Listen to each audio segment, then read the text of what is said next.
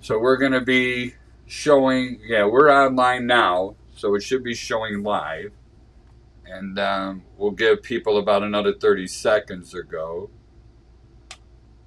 to find out what's going on here.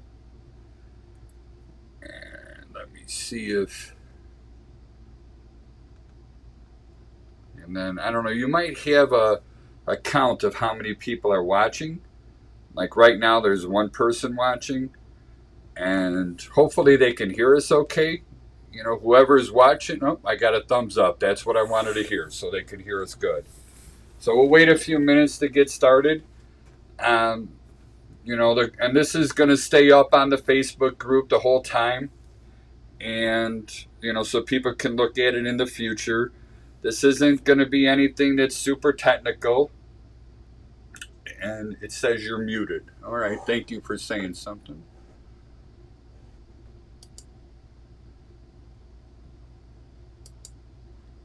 You might be having yourself muted, Jason. All right. Because I don't have you muted here. You might be muted yourself.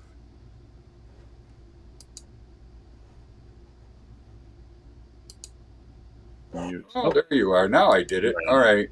I did keep you hidden in there. All right.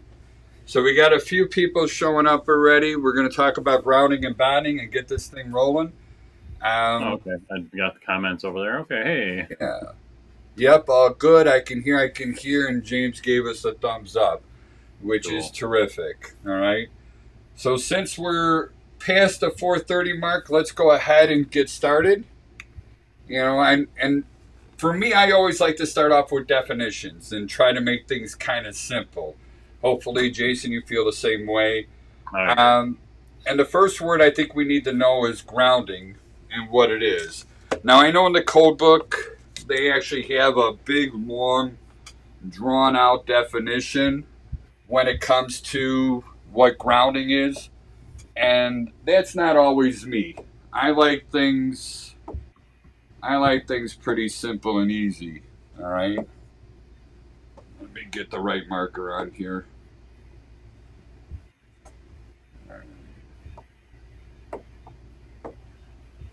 All right. So grounding. My simple definition of grounding is going to be item to earth. All right. I don't care what that item is. Whenever we connect any item to the earth, we are grounding that item. All right. And then we follow up with the question is, why do we do this? All right. So why do we ground? The main reason for grounding is going to be for lightning strikes. In case the house does get hit with lightning, we want to definitely give that electricity a path to get to the world, or get to the ground, sorry. LIGHTENING, strikes. And then the second one is to maintain zero potential. All right. And this one I kind of want to talk a little bit about. Do you know what that means when I say zero potential? Yeah. So, okay. I guess I'm not clear on a technical definition. Fair enough. But, so how I explain it to people, is basically the Earth is a gigantic electromagnetic generator. All right. We have a North Pole and we have a South Pole at the bottom. And it spins. We know the Earth is round. We know the Earth spins. We know it's made of metal. And it actually produces electricity. If I had a compass, it would be pointing to the North Pole when it came in there. So the North would be the positive. The South would be the negative, where it comes with it. And then there's an electrical current going throughout our Earth. And it's always going to be there. So, and it fluctuates. It changes. It's never 100% the same. So we don't really know what the zero is, so where that level is going to be, high or low. But we have to pick something. And that zero is more of a reference point than anything else. And we're going to call it zero. So one of the best analogies I like to use is sea level. And sea level is always going to be 0 as well, right? It's a reference. Yeah, it's a reference point, because anybody who's ever been to the ocean, they know that there's a high tide, there's a low tide, so it goes up and down, right? And since the Earth is, again, the biggest thing on the planet, because it is the planet, if we attach everything to the Earth and we make everything to be the same potential as the Earth, then electricity is not going to move. So as long as two items are the same potential, then electricity will not move. All right. And another good analogy, if you want to think about it, do you ever walk into a room and you touch somebody and you get that spark on the cheek or whatever? Yep. And then what happens when you say again? Static discharge. Static discharge. And what happens when you touch them the second time? Nothing. And why do you think that is? You have equaled out the potential between the two objects, right? Beautiful. So as long as two objects, again, are the same potential, then electricity will not flow. Hopefully that'll make sense. All right. Sure. So item to earth, in fact, in Europe, they actually call it earthing. And then here in the States, we actually call it grounding. All right. And that's also another problem with our electrical systems here, or our vocabulary, I should say. We use a lot of the same words and they have different meanings. So we'll talk about grounding. Well, that means item to earth. We talk about grounded. Well, it's kind of the same thing, but that's actually the neutral. That's the grounded conductor instead of the grounding conductor. And so it's a lot of the same, a lot of the different. So grounding, item to earth. Why do we do it? To maintain zero potential and lightning strikes. All right. And lightning strikes. So let's just take, and build off of this just a little bit. All right. I'm going to do my best in drawing my little outlets here. So please don't hate me. Looks great. Sounds good. One of the problems that we do have with this video session is the other one I started through Facebook. This one I'm doing through my software. And it looks like there's still people on the other one that are looking for this class. So if I can impose on somebody to go into that other one, make a post, that would really help out a lot. All right. So let's say I got an outlet over there. The big side of the outlet is going to be my grounded side or my neutral. The narrow slot is going to be my energized slot, and then the little hole at the bottom is going to be my ground. All right. So let's say we come over here and we take a ground rod and we drill it into the earth. That gives us a good electrical connection. We're going to talk about different types of connections to the earth in a little bit, but I want to more so talk about these definitions and these words again, right? So this earth that I'm attached to, we already said that's going to be 0, right? And then what is the voltage of that energized spot right there? When it comes to that outlet, because that's energized. So the hot wire is going to be, and I don't care if you say 110, 115, 120, 125, sure, whatever. That's going to be our energized conductor, right? So now if this is 120, we'll just use that as the reference number, and this is 0. If I took a wire from here and I attached it to my ground rod, and again, my ground rod is all by itself, out in the open, nothing else is touching that. This is 0. This is 120. Is electricity going to flow? From high potential to low potential. So it's going to flow. So this is now energized. Electricity is flowing into the earth. Do you have any idea how many amps is flowing into the earth right now? Isn't it dependent on the wire size, or? It isn't. It's depending on the load or the resistance or what's going to stop the flow of electricity. And a lot of people don't realize that the Earth is also a gigantic resistor, right? So this Earth is going to limit the amount of electricity. At 120 volts of electricity, we're probably going to get somewhere around 5 amps of electricity flowing into the Earth, all right? Now, my next question is, what's the smallest breaker that I have inside of a house on residential system? 15. 15 amps, all right? So if this 15 amp breaker is designed to trip at or more than 15 amps, and I'm only flowing 5 amps, is my breaker going to trip? No. All right, so this is dangerous. Now we've energized a ground rod, or let's say it's a fence or something else, and we're flowing 5 amps into the earth, and the breaker's not tripping, right? So this is called a ground fault. It's what's happening here, and when we recognize stuff like that, it's a problem. So we need to correct that. So I want to just get that point across before I go on to the next word. And the next word is bonding. So bonding, short definition again. I love short definitions.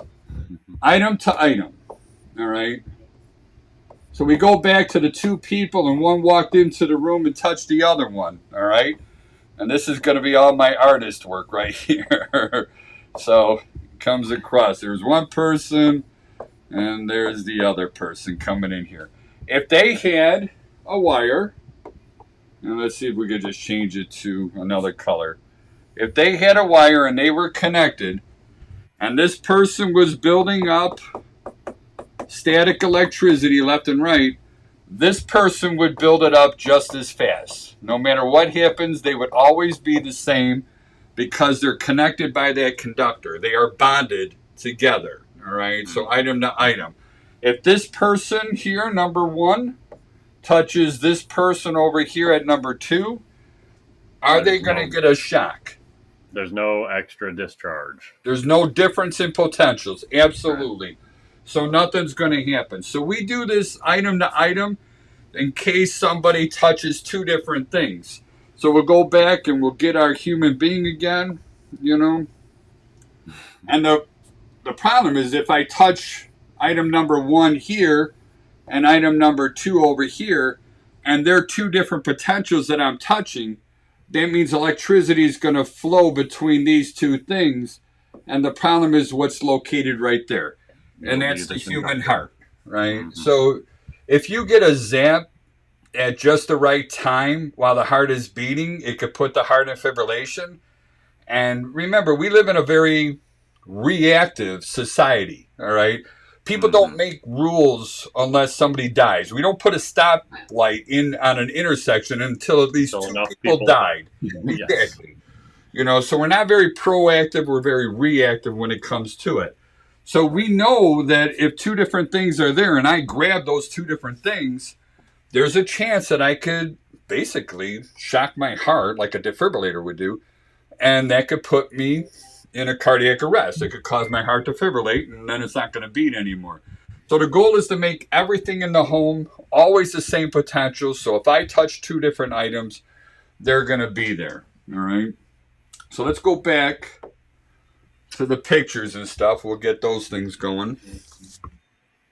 So I'm getting messaging about people asking about the link. Do we have another link that I can post?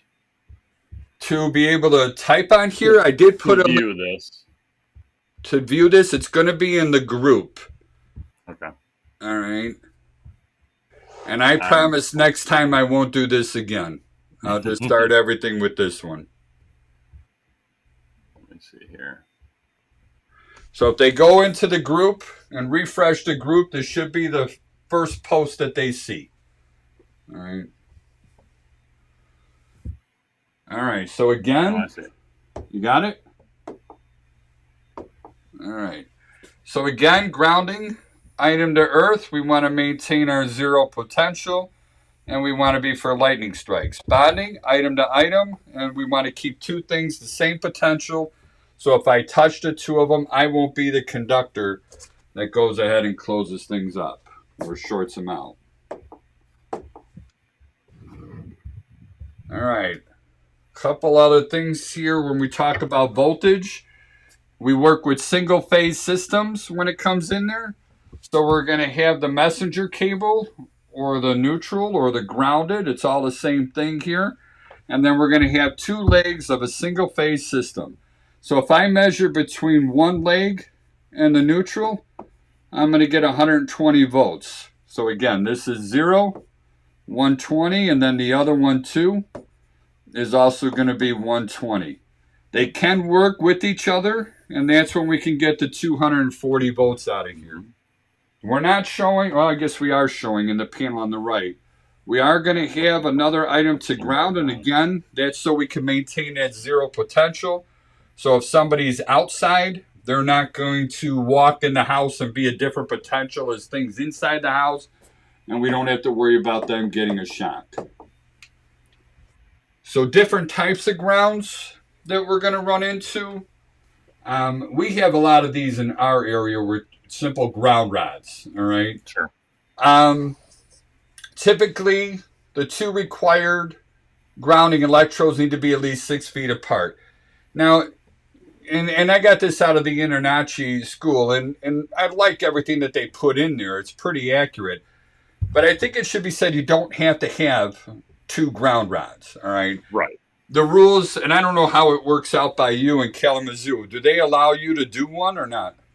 So a grounding rod is common, but we still have a lot of public service lines that are copper, or even they're trying to replace the lead lines. So I still see a lot of water bonding, or even sometimes black pipe bonding.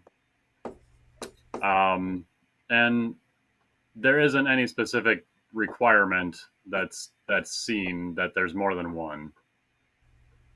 Okay. So the way it's written in the code books and what they enforce here anyway in the code books, if I go ahead and I just have one ground rod in there, then I have to do an ohms test. Now, honestly, I really don't care what the number is because I don't do this, but I believe it's 25 ohms, and it's just coming from the back of my brain somewhere. All right, so as long as it has, less, resistance. yeah, less than that 25 ohms, then you could get by with one of them. But most contractors, they don't want to pay somebody to come out there as a third party to do an ohm testing on there. And these rods are only 10, 15 bucks, right? Yeah. And, they put them in with the hammer drill. So they just put it on as a drill bit and spin it and hammer it down, and it goes in like butter. So if they put two of them in at 6 feet apart, then the code says they don't have to do an ohms test. That's going to be enough of electrical connection to get into the earth. So sometimes we'll see one. Most of the time we'll see two. All right. And the reason why we have two is going to be because they didn't want to do an ohms test when they came in there. So they got a few different rules with it. They want it to be a 5/8 inch minimum diameter. I don't think that comes into a test question at all, but whatever, it is what it is. Here we're showing a ground rod. We want to see the wire underneath the acorn nut or acorn bracket on there, and not inside of any screws where it comes into it. Some of them have the markings on it. Me personally, let's see if it goes back here. I always like to look at this stuff, and this is kind of stupid on my part if you think about it, but when I see it all walloped up like this, I'll actually bend down there and I'll give it a good yank up and see if I can pull it out of the... Say again? Yeah. Just see if it's actually secure. Exactly, or if they went down 8 or 10 feet, And so I'll pull it up. And even I've never pulled one up, to be honest with you. I couldn't do it. I'm not that strong. But it's something to discuss with my client, or especially if that's been cut. Because if somebody can't hammer it in all the way and they didn't put it in right and it's cut or damaged, then how do I know if that thing only goes in a foot or goes in 8 feet? All right, which is the minimum. All right, so sometimes we'll have markings on there. I don't think I've ever looked for it, and I've never really seen it, but just to say, they're pretty worn usually. Yeah. So here's a typical ground rod outside. Looks like there's a single rod. 8 feet is a magic number that we're going to want to know, and we'll just leave it at that. The acorn nuts, these are the grounding things, and they don't want the GEC or the ground wire going into these particular holes. They want it to be inside the opening and kind of pinched onto the actual ground rod itself. All right. And if anybody has any question, don't be afraid to go ahead and type it into that thing, and then we'll do our best to answer it. One of the things we're always going to be looking for is that jumper cable. And I actually go an extra step and I twist on these items here in the upper left and the right. And just to make sure I got a good connection to these. All right. Most water meters are going to be metallic. Sometimes we're going to have a lot of Teflon tape in here that might break up the connection when it comes to it. But most of the time the meter is going to maintain good ground. So to me, the main purpose of this thing is in case that water meter gets removed because the house, yeah, exactly, because the house is foreclosed or something like that, then we're going to lose our ground path to all the water pipes that come in there. So that doesn't mean that we can get without it just because it's there. So here's a water meter with no ground jumper on it, and we just had one yesterday when we were doing our field inspection. Same thing, they just never put it on. But whatever, it's not the end of the world. I mean, what would that be? Pretty easy to fix. Yeah, $10 or whatever just to get the wire and put it on there. Always better if you can tell the client that it's not an expensive thing to have taken care of, and it'll give you better safety and peace of mind. Absolutely. Yeah, I couldn't agree with that more. Do you got a lot of well systems out there by you? We do. We do. Yeah, quite a bit. The rural areas have wells everywhere. Do you see people running a line out there to the metal casings? Almost never. Me neither. Surprise. So they're usually about, I don't know, sometimes I've seen them as close as 15 feet to the house, sometimes as far away as 50, And, yeah. But I haven't really seen anybody tie into this, or if they did, I never noticed it.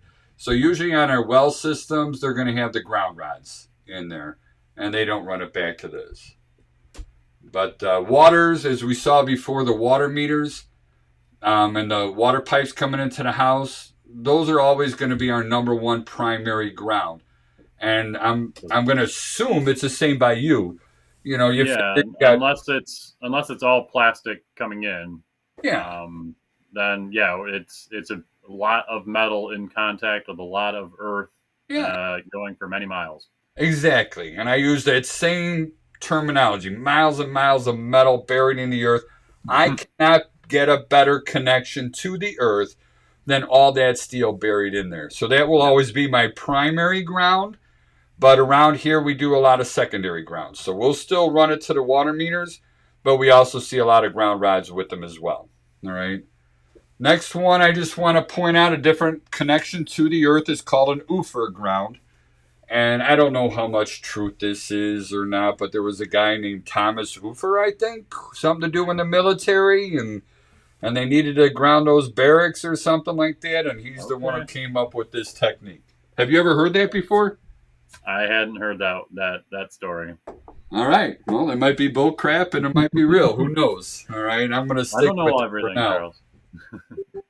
We don't have things like this in our area just because we have so much clay and we're able to get down, but this is called a ground plate.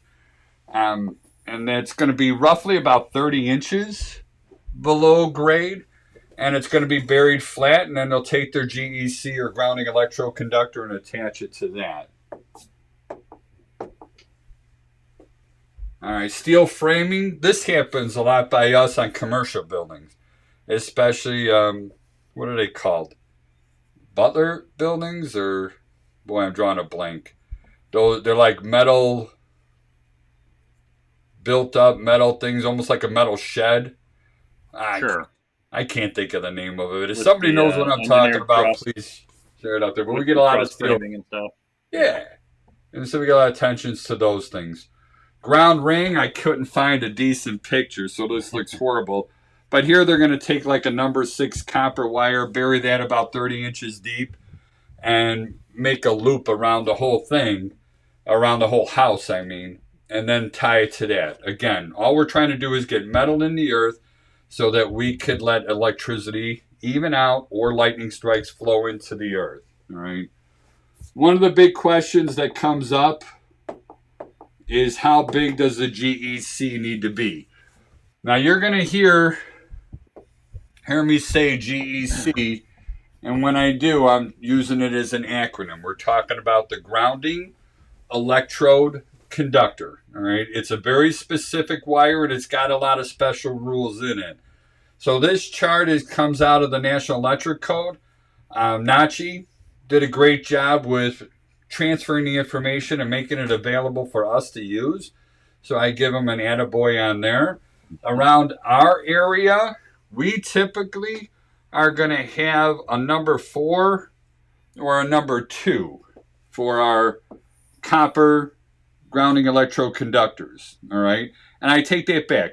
We're typically going to have a number 6 or a number 2. What's a common practice here is anything that's under 150 amps, they're typically going to run it with this. But we do run into 8-gauge wires. We do run into 4-gauge wires. And everything has to do with whatever size the service entrance cable is. All right. So if our service entrance cable is a 2-gauge or smaller coming in there, and 2-gauge copper, correct me if I'm wrong, but I believe that's like 150 amps. What is it? I thought it was 100, but yeah, 4 is 100. That much I know. So 2, I think, is 2 is going to be more towards the 200 amp range. But they're saying if the service entrance cable is 2-gauge or smaller, I can get by with an 8-gauge. If it's 1 or 1/0, then I could get by with the 6-gauge, and then the bigger the wire, the bigger the grounding electrode conductor has to be. All right. In different villages, different communities, different towns, cities, whatever you call your communities in your areas, they could come up with their own rules that could be stricter than this, which is common here in Chicago. But yeah, nobody can go less than this. So the term I want people to know is GEC stands for grounding electrode conductor. And then SEC stands for service entrance cable. Now I'm going to clear this screen up again because I want to do some more jibber jabbering here. So just to note, the 2-gauge copper is commonly 95 to 115 based on temperature range. No, and I got you. And it depends on what that temperature is.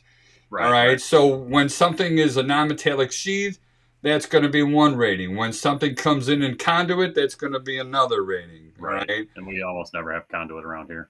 And we always do here. Yep. And that's the biggest thing that comes in there. So it's not out in the open. It's not cooling anything else. So around here, we get a lot of number 2 aluminum. And that's going to be typically for 100 amps. And we get number 3 copper is what we'll find for 100 amps around here. All right. So GEC, there's a few rules with the GEC. 1, no other wires can be in that conduit. It does have to be by itself. And then no splices. And I should take that back and be a little more clear on that no splices thing. It really means it can't be an irreversible splice, all right? Or I should say it cannot be a reversible splice. I used a double negative. Okay. So what it means is like they got these crimping machines. So if I got one wire here and I take another wire and I put it on top of it, they're able to squish the bejesus out of these things. So they squish the 2 wires together and they meld the metal together. Weld. Yeah, so then it's one. The only way to break that connection is to cut it. All right. So we're not allowed to use any acorn nuts or stuff like that. But if they have something that you just can't take it apart, somebody has to literally cut it, then that's okay to use as a splice, so you can make them longer again. All I think right. I see on, well, this might be different for GEC to like equipment ground, but I see a lot of times copper crimps on wires splicing ground. I think it's usually equipment ground wires that are spliced together like that. And as long as, again, they're squished in there and it's not tightened in with a nut, we're good. All All right. right. So one of the practices that we get our guys to do is when they open up the panel, they find the GEC.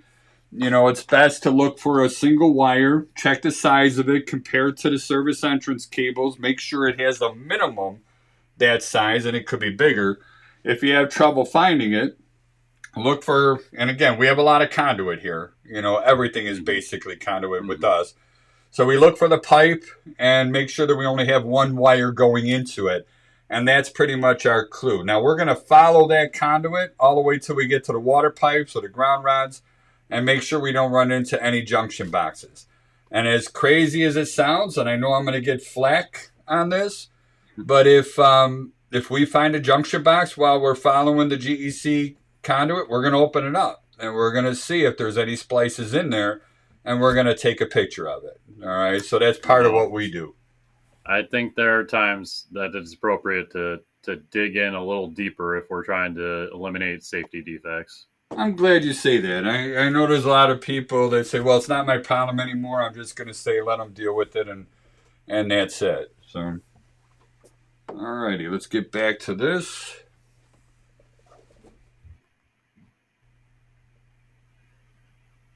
All right. So now we're going back to bonding. And just a simple review, our definition of bonding was item to item. All right.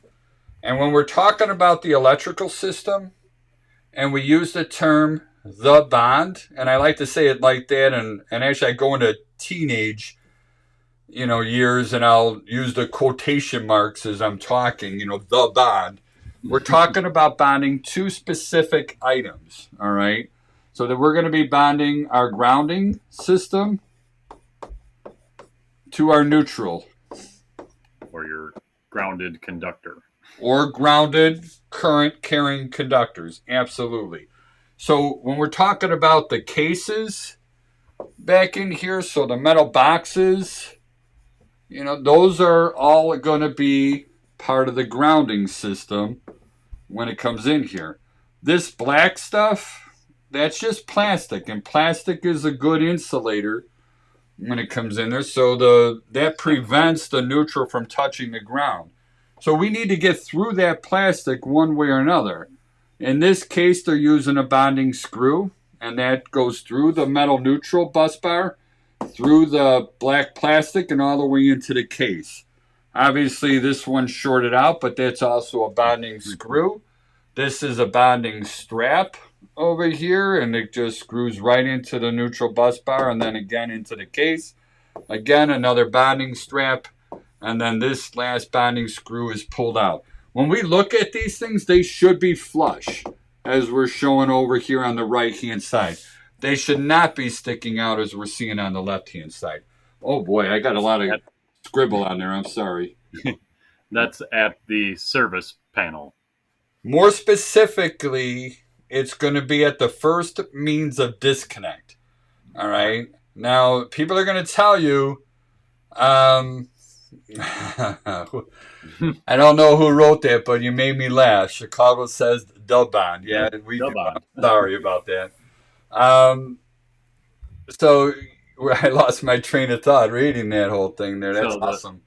So going back to the bonding and the two different systems, I forgot where I was going. I just interjected that it should be connected at the service panel. Got it. You were saying at the first point of disconnect. That's it. And we're supposed to only have one bond and one bond only in a house because we don't want to invite current.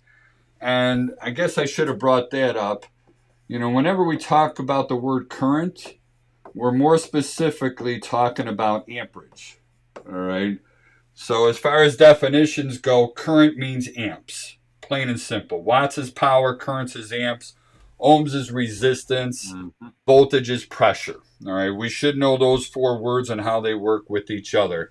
And whenever you hear the term current carrying conductor, they could be talking about the energized conductor, or they could be talking about the neutral. Both of those will have amperage on them, so they will both be carrying current on them as well. All right. So typically, and we're supposed to have one bond only. So the service panel, not the distribution panel or the main panel coming in, is typically where we're going to have that bond. If you have your disconnect outside by the meter, then your bond is out there. All right. Now, a lot of things that people don't realize is that just about every meter panel, at least it is here in the Chicago area, every meter panel is also bonded. If you go inside of those things, you're going to see, this is going to be a bird's eye view of the box. You're going to see a bracket that bolts onto the back of the box. It comes out, it goes back in, it goes in here. And then my neutral conductor is tied right into that metal piece right there. So that's actually going to connect. I'm going to have my ground and my neutral. They're going to be bonded out there too. So we really do have 2 bonds, even though everybody says we only have 1.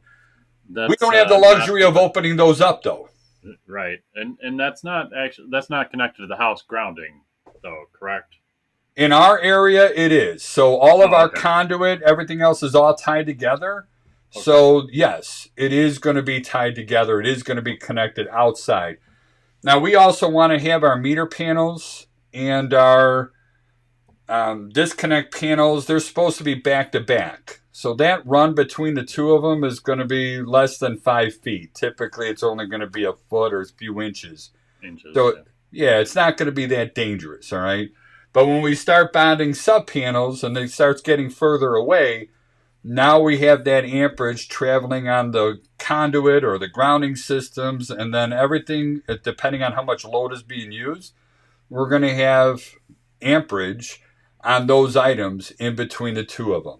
All right, so stuff that should only be on the neutral or the grounded current carrying conductor is also going to be traveling on the grounded stuff, or the grounding stuff, sorry. So that's why we only want to have 1 bond, and that's at the main disconnect. All right. Inspecting service panels, are the bonds, are the neutrals and ground connected properly? All right, so here's my grounding electrode. This blurry green dot right in there is going to be my bonding screw. Is the panel enclosure connected or bonded to the ground? In this case, it is. Yes. Does each neutral conductor terminate on a separate lug on its bus? That's this piece here. So this metal part that goes here and runs behind the stuff there and attaches this one, that's actually removable. All right. And if you're going to get into areas with non-metallic cable, which we just don't deal with that here. So you guys will have a grounding bus bar, I assume, right? Yeah. Oftentimes. We never do. All right. At the sub panels, usually. Well, I take that back. At sub panels, we do. All right. Yeah.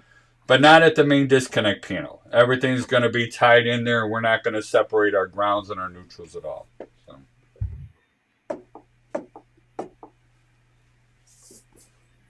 All right, same thing here. I got my neutral and this is my neutral bus bar, but they ended up tying everything over to the grounding bus bar. Same situation. And then we're using a bonding strap right there to go ahead and hook those 2 things up there. How is the service panel grounded back to this? How is the service grounded back to the service panel? So what are we looking at here? So on this one, this is my neutral over here. This is my grounding over here. And I don't see a neutral ground bond connection on here. I agree. Might be right there, but I'm not sure. So one of the things that I will say, if you ever have trouble finding that bond, and this is one of the first things we look for, is we're going to go after the schematic, so the panel inside there. Sometimes they're going to be located on the sides. Sometimes they're going to be on the door. Sometimes they'll be on the back of the panel. They're not always going to be there. Sub panels, these things are supposed to be separate. So are the neutrals and grounded separated? Yes. Is the neutral bus bar isolated from the panel enclosure? That's what this black piece is here, so that's a yes. Is the panel enclosure connected to the grounding bus bar? I don't see it. Can't see it. Do you? It's not apparent. Yeah, I don't see it either. So does each neutral conductor terminate at a separate lug on its bus? That's what they're talking about here. We're not supposed to be doubling up our neutrals. It's common practice. I don't know how it is in the rest of the country, but here... I've been seeing it more and more as I'm looking harder for it. Oftentimes you see the better looking panels have a ground and a neutral wire stuffed under one lug together. If it's combined at the main panel. Yeah, and it's weird though. The further away I get from Chicago, then people start. We're allowed to use non-metallic cable or Romex. Right. Those houses, and I will see the ground and the neutrals from the same circuit underneath one lug. Yep. At the main service panel. As far as I'm concerned, it's wrong. But truthfully, I don't have it in me to fight that battle. I can't do it. It's the way it's done here with Romex. Yeah, and there's going to be like 500 electricians with their little wiggies ready to stab me to death on that. I can't do that, So yeah. I do not call that out, and I don't think I could find any electricians to back me up on it. So this is what I was talking about when you look at the schematic. Sometimes you'll see a term that says bond when required. Sometimes there'll be a notes off to the side, and you got to kind of find an arrow that points to it. So in this case, looks like it's going up in here, or maybe it's this one right there. So if you can't find it in the panel easily, go look at the data plate on here, and hopefully that'll help you. All right. So same thing, we kind of mentioned it before. Those screws have to be in all the way, and they have to be secured. And then this is going to be my last slide up here. And I don't know, this is just something that happened to me that I thought was kind of cool. There it goes. It's a little video. So I was doing an inspection, and I had the cover off, and I was going over to get a tool. The air conditioning turned on, and for no reason, nobody touched it. You get a big spark like that. Every time the air conditioning started, we got a spark. And I know that's not really have anything to do with grounding and bonding, but nonetheless, I wanted to bring it up here. So I do want to go ahead and talk about clearing faults and what that main bond does. All right, so let me turn this off real quick. So we said before only 5 amps goes into the earth at 120 volts, right? Correct. Not enough to trip the breaker, all right? So if I have, in fact, you know what? Yeah, we'll leave it like this. If I have a ground fault, so I'm going to get my outlet back up here again. A little cave. There we go. And now I got something hot, and it's going to be touching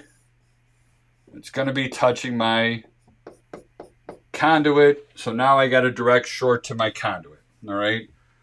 All my conduit is now going to be energized. Anything that's metal that's touching the conduit, it's all going to be energized. Anything else that's plugged in to any outlet that has a ground plug, the case of those items are now going to be energized. All right. And if I'm only flowing 5 amps into my water pipes and into the earth, I'm not going to be able to trip the breaker. So that's the whole reason for this main bond thing that we have on there.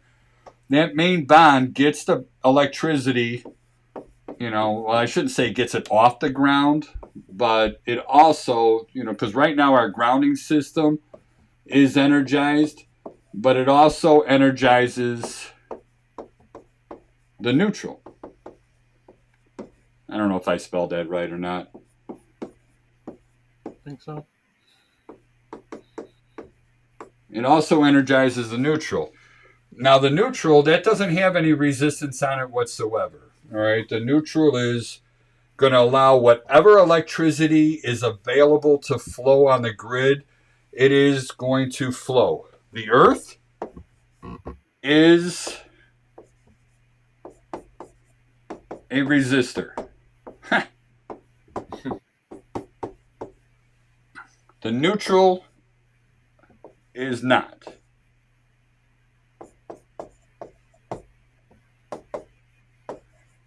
That is no resistance. So we said before that we're going to have 5 amps going into the earth, and that not enough to trip the breakers.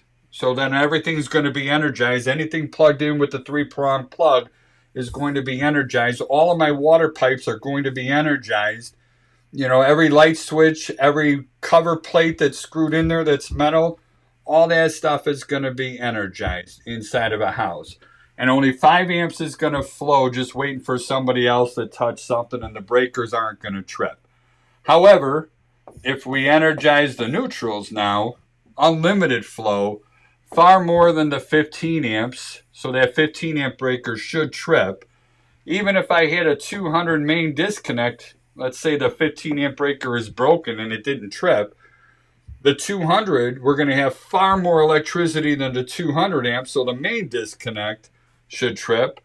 And let's just say something really hokey is going on, and our 200 amp breaker is also damaged, and that one's not tripping now. This thing is going to actually start heating up, and it's going to melt that wire. And when it does melt that wire, then we break the connection. And once we break the connection, we don't have that electrical flow anymore. Does that make sense? Yes, that would take quite a... And the goal is, anytime electricity is going someplace that it's not supposed to go, we want to turn that power off, and we want to turn it off as fast as possible. And we won't be able to do that without that bond. Oops. Without that bond in the system. All right. Questions, comments, concerns? You? Any of the great people out there listening? It's all good information. I hope so. You know, I hope it helped people, and you know, that's all I got. I think I'm hoping little chunks like this actually helps people out, and we're going to try and do this once a week. If somebody has any thoughts or ideas what they want to talk about, or anything that's confusing, I don't know what it is. I'm not going to promise to be the Mr. Know-It-All. I definitely am not the Mr. Know-It-All, but I am more than open to share anything that I got with anyone. So without further ado, I'm going to go ahead and end this up here. And I know that there's going to be, if you got any questions, you can put it right into this post. We're going to keep the video up and let people comment and stuff. Yeah, and then we could go future answers, and then we're going to figure out what we want to do next week. And I'm going to start it on the right, the right post, and I'll start it from the system here so we don't have to do any sort of crossover again. We'll learn from our mistakes. That'll be great. Sweet. All right, guys. Thank you for everyone, and you take care. And yes, they are going to be recorded. Thank you much. Bye-bye.